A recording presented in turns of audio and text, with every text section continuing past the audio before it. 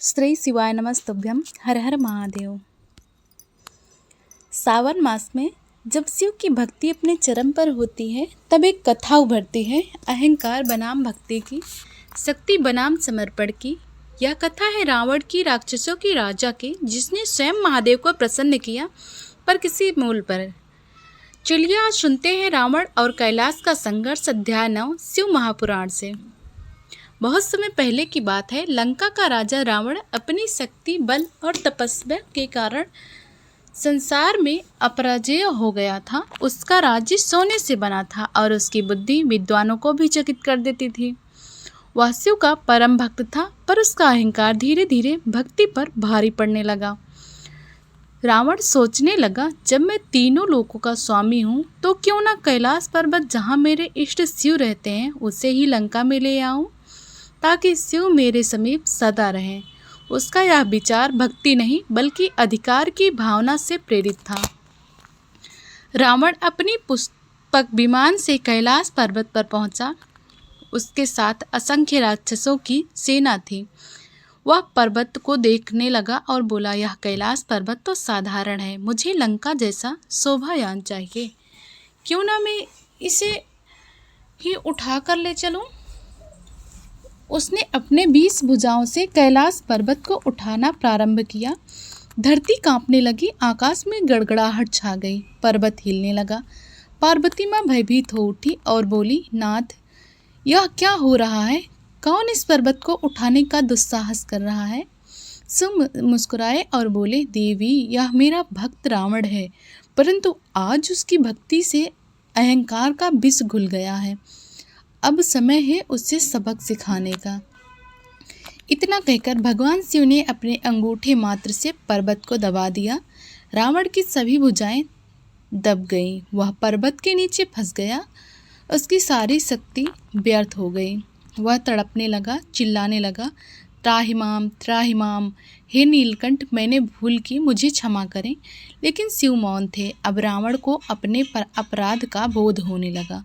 उसने वहीं बैठकर तपस्या प्रारंभ की। रावण के पास एक अद्भुत वीणा थी जिसे उसने अपनी पसलियों से बनाया था। वही पर्वत के नीचे दबा हुआ उसने शिव की स्तुति में संगीत रचना शुरू किया। यह रचना आज भी प्रसिद्ध है, शिव तांडव स्रोत।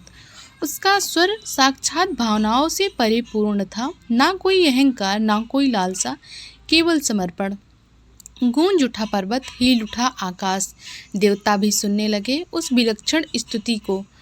रावण की आंखें बंद थी पर हृदय खुला हुआ था। उसकी तपस्या, उसका संगीत, उसका आत्मसमर्पण सब शिव के हृदय तक पहुंच रहा था।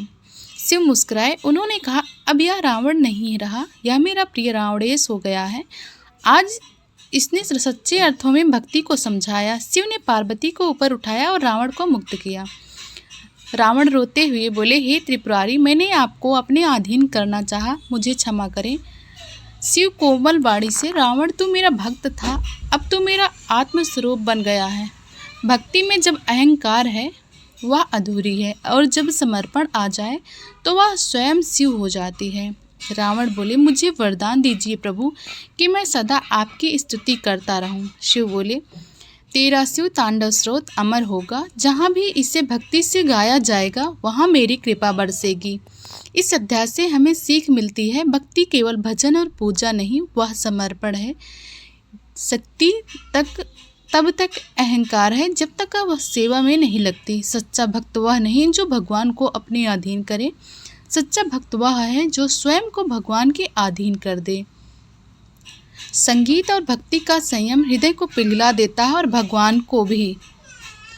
यही है रावण और भगवान शिव की अद्भुत कथा, जहाँ एक राक्षस जिसने शिव को उठाना चाहा, अंत में शिव के चरणों में समर्पित हो गया।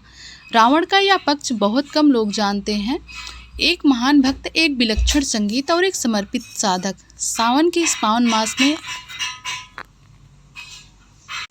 आकाश में जब रावण के स्तुति की ध्वनि फैली तो देवता, गंधर्व, यक्ष सभी उस अद्भुत संगीत में बंध गए।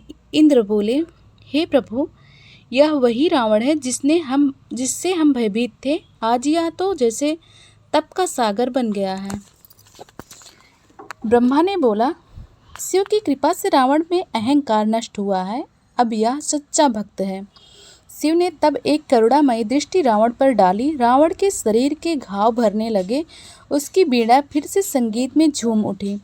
रावण ने फिर अपना मस्तक धरती पर रखा और कहा, प्रभु, मैं अब शक्ति नहीं, केवल अपनी भक्ति चाहता हूँ। मुझे वरदान दीजिए कि मैं जन्म जन्मांतर तक आपका स्तुति गान कर सकूँ। शिव बोले, हे रावण, तूने जो स्रोत गाया है वह इस युग से भी आगे युगों युगों तक गाया जाएगा। शिव तांडव स्रोत मेरा प्रिय होगा। जो भी भक्त इसे गाएगा उसके हृदय में मैं स्वयं वास करूँगा। रावण ने कहा, प्रभु, आपकी कृपा मेरे लिए अनमूल्य है। मैं अब आपकी महिमा का विस्तार संसार में करूँगा। शिव ने तब रावण को एक विशेष रुद्राक्ष माला दी और कहा, यह माला भक्ति का प्रतीक है। तू शक्ति का नहीं, अब प्रेम का प्रतिनिधित्व बन जा। रावण ने माला को शीश पर धारण किया और नम्रता से बोला, हे शिव, अब मैं तप का मार्ग छोड़ सेवा का मार्ग अपनाऊंगा। इस परिवर्तन को देखकर देवी पार्वती मुस्कुराई। नाथ, यही तो आपकी महिमा है। अब क्रोध में भी करुणा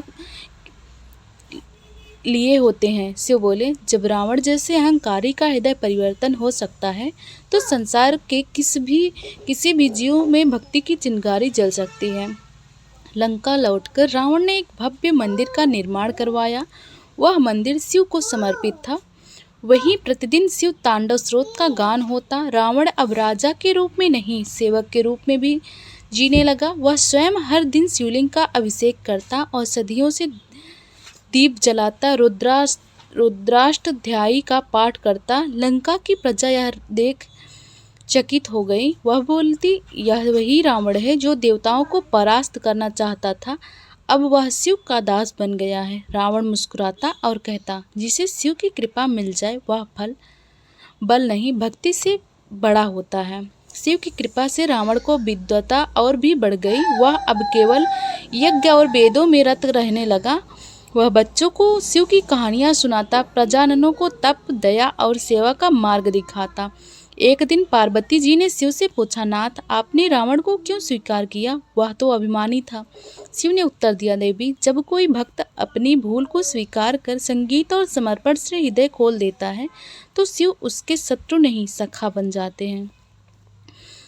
समय बीतता गया। रावण शिव का अनन्य उपासक बन गया। एक बार नारद मुनि रावण से मिलने आए। उन्होंने पूछा, रावण, अब तुझमें वह तेज नहीं रहा जो युद्ध भूमि में दिखता था। रावण ने उत्तर दिया, हे मुनिवर, तेज से बड़ा तत्व है त्याग। अब मैं शिव के चरणों में समर्पित हूँ। नारद बोले, विलक्षण है यह परिवर्तन, मैं इस लोकों में गाऊंगा। और फिर गूंज उठा आकाश, हर हर महादेव, हर हर रुद्रेश्वर।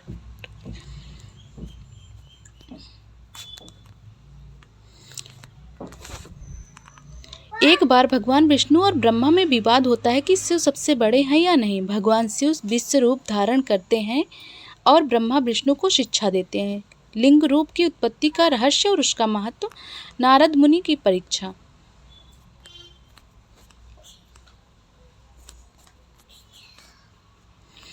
आप अध्याय 10 में सुनेंगे।